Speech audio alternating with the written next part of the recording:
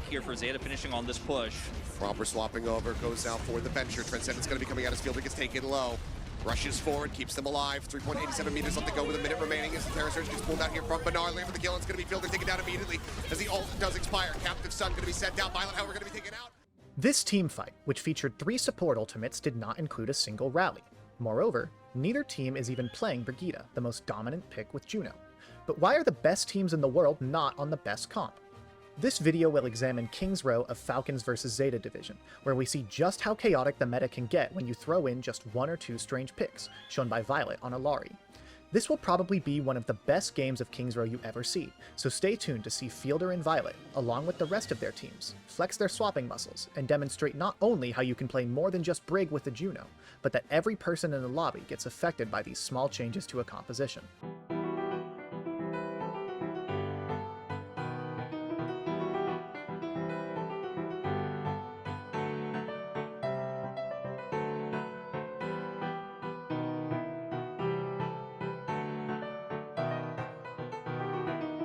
The game begins with both teams mirroring Orisa and Juno, but while Falcons play a much more standard Genji Brig comp, Zeta is on Illari and Pharah. The typical meta comp with Brig and Genji plays for a hybrid of spam and brawl. Orisa usually holds down a longer lane with the help of a hit scan and Juno, while Brig looks to enable Genji to roam the map looking for people to engage on. If done properly, Genji and Orisa can collapse on and hate crime someone together, getting 1 or 2 eliminations fairly consistently. This is where the Illari and Pharah come in. As strong as Orisa is at sponging near infinite damage, there is a limit to just how much she can take. With the amount of damage Pharah and Illari can put from a safe distance, she will be forced out eventually if she tries too hard to hold a lane. Furthermore, Genji simply can't roam like he usually wants to when there's a Pharah locking down his every move. In isolation, these are 2 hybrid compositions, both having strengths in brawl and spam. But with the way Zeta division forces Falcons to play, this ends up looking much more like a pure spam versus a pure brawl. This is the first of many compositional matchups we'll be looking at in this crazy map, so stay tuned for more. Hanbin starts off on the high ground. This is typically done to avoid instantly losing to an enemy dive composition since Orisa lacks the mobility to do anything about high ground. Most tank players would drop the moment they see an Orisa mirror, but Hanbin surprisingly stays. This is because Zeta Division's comp offers the same issues to Falcons as a dive. If Hanbin were to give up this high ground immediately, Falcon's backline couldn't actually keep control of it versus a Pharah, and would be forced to point. Suddenly, it would be a bloodbath for them, with a Pharah and an Illari pouring damage down onto them from the high grounds. Capitalizing on Hanbin's passive position, Flora and Bernard make their way to the point, starting capture progress and forcing a response from Falcons. During this, Viol2t simply and nonchalantly continues to play this main angle and put damage into the Falcons on high ground. While things may look dire for Falcons here, they aren't worried at all, because they're using a key advantage that can be leveraged against comps like this. Illari and Pharah do an insane amount of spam damage, making it feel impossible to take angles and do anything but stack as a team. But that's actually okay, since all of this extra damage builds Chio's orbital very quickly, over 30% faster than Finn. Falcons pop the laser and flatten Flora along with the rest of Zeta Division. Notice how Viol2t was staged for this engagement though, far back near cover and with plenty of room to run away. A lot of Illari's game plan is to put annoying damage onto the enemy team while winning the game of tag. If Illari gets too close, Orisa wins. If Orisa can't close the distance, Illari wins. As strong as the horse is, she really has trouble getting close enough to do the job. Honestly, if Flora had been playing with Viol2t here, this engagement may not have even been possible for the Falcons.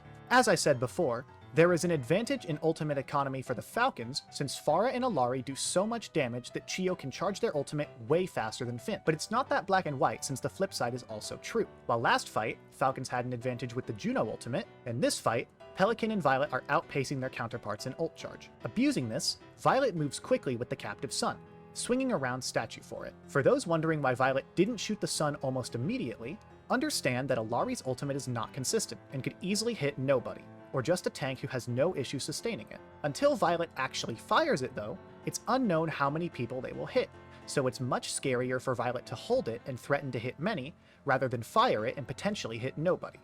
This forces the Falcons to back off and soft reset in Hotel. Falcons then push back onto the point with Rally, and Hanbin finds a huge Terra Surge, picking up 2 members of Zeta Division and closing the fight for Falcons. Truth be told, this actually felt like a bit of a mistake from Viol2t. Had they been on the high ground, this engagement could have been much easier for Zeta Division to sustain, and Viol2t could have even gotten a free pick onto a squishy. Remember, distance is key for Illari versus this brawlier composition. By playing on low ground, Viol2t somewhat gave the teamfight to the Falcons. Even worse for Zeta Division, they used 4 ultimates to Falcon's 3 and still lost the teamfight. You may be thinking that these last few teamfights show just how inferior Illari is to Brig, but keep your mind open, because Zeta Division actually cap all 3 points and full hold Falcons with this comp later in the map.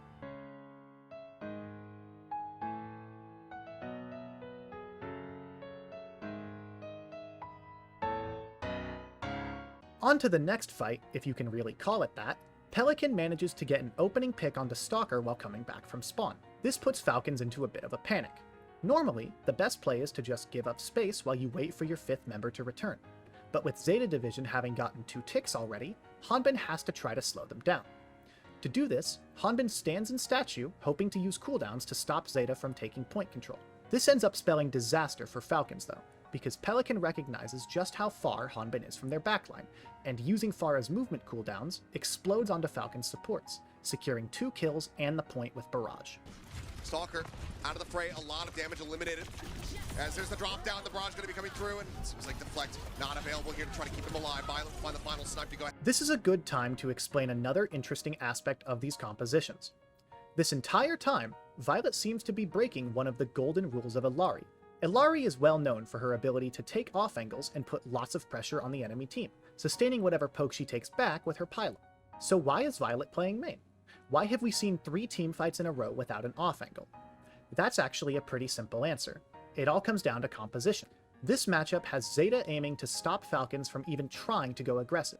Once that aggression happens, the explosiveness of the Genji with Brig packs will inevitably blow people up. Viol2t isn't risking taking an off angle because even if it may mean more damage, the last thing they want is to risk getting up close and personal with Proper's Genji.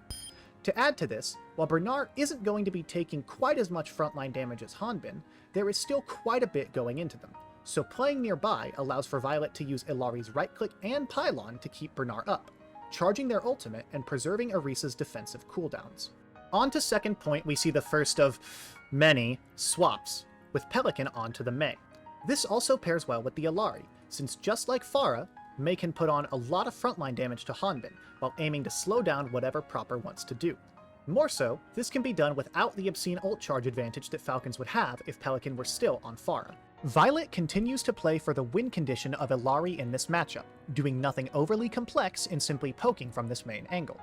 Falcons pop their speed ring and look to run aggressively into Zeta Division with Orbital. Take a look at how smart Viol2t is here. They don't even wait for Falcons to start running in. Viol2t backs up as soon as they see the speed ring, and use their jump just a moment after. If Viol2t were to let Falcons get close before using this jump, they would have taken too much damage to survive while kiting. By investing the jump early, they avoid any extra damage, preserving their life. After this successful disengage, Zeta Division has built Orbital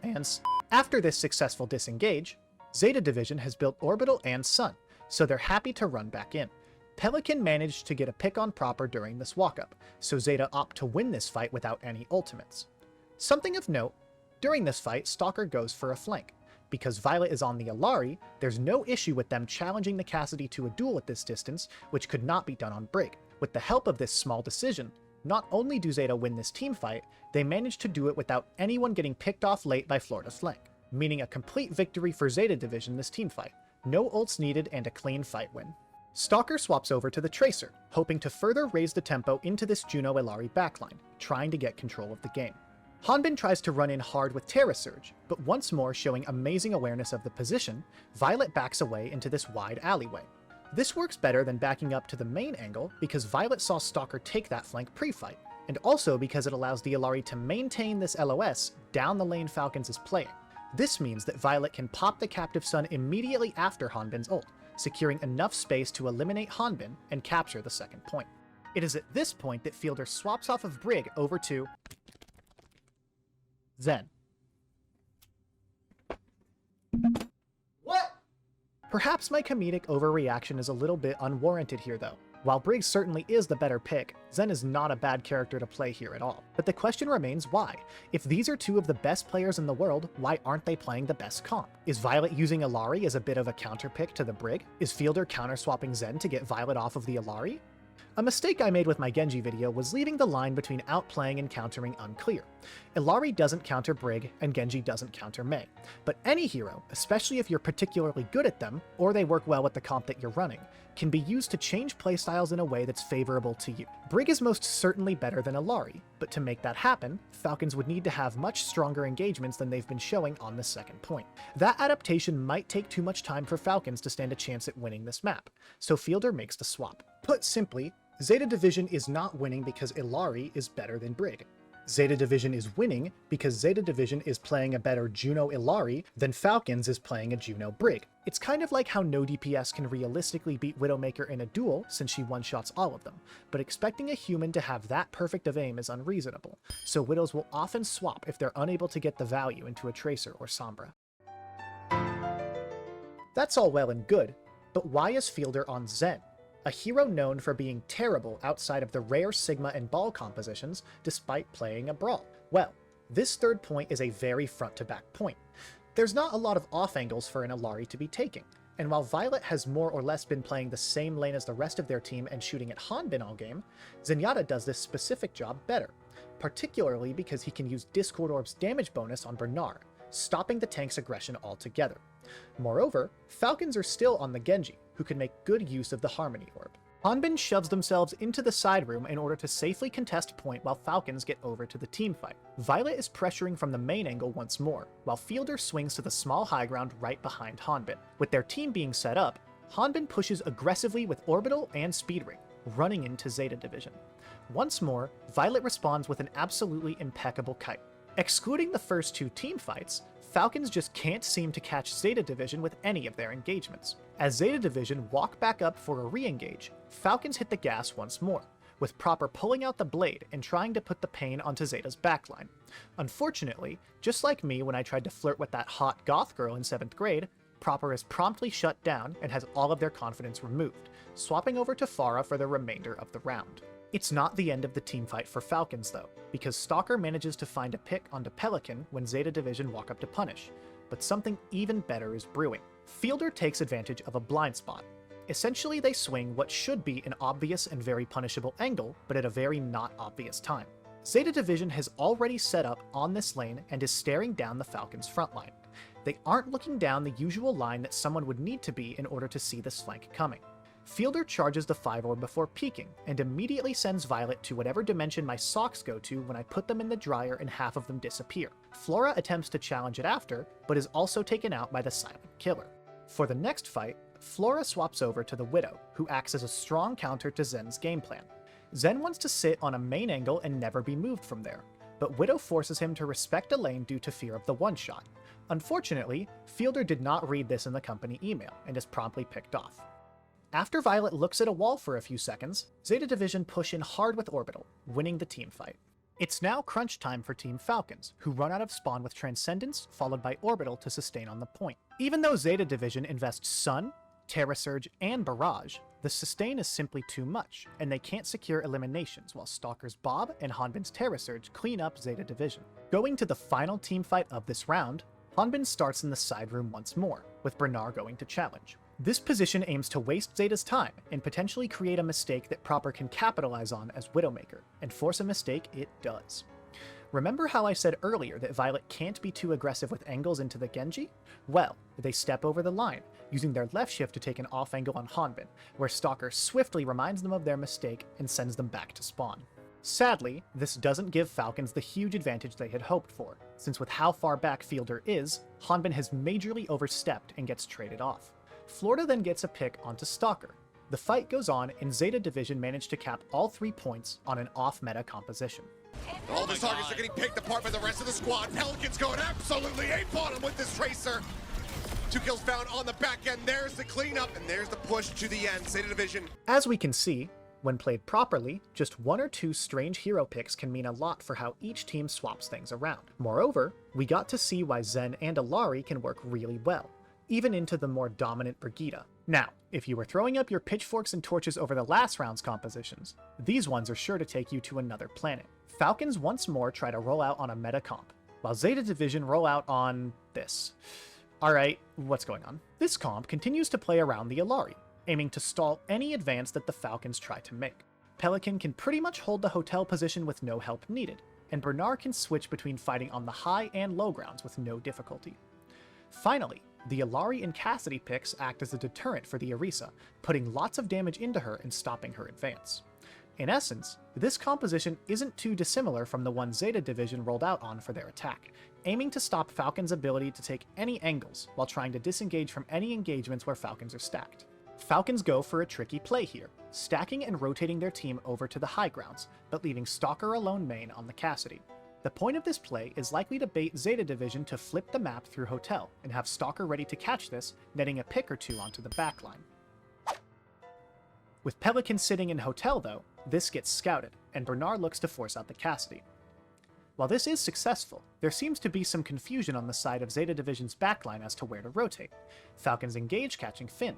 Thankfully, Viol2t once again shows amazing understanding of where they need to move to, getting a safe kite back over to point, while Zeta Division trade Chio and Stalker, winning this teamfight over time for the off-meta Masters.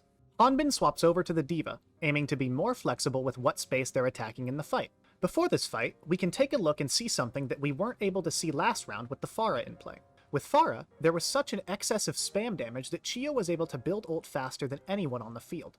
But without that in play, it's actually Viol2t's Illari, who's outcharging everyone on ultimate that can really turn this teamfight. All Viol2t had to do last time was put seemingly meaningless pressure onto the rotations of Falcons, along with putting up a simple turret for some passive heals, and they managed to charge Sun even faster than Orbital. This doesn't actually end up mattering though. Due to some smart positioning from Viol2t, Falcons try to rotate through Hotel, and are met with the impenetrable walls of D.Va and Mei. Normally, they could just try to run past it to look for a pick, but with Viol2t and Flora up on the high ground, there just isn't a target.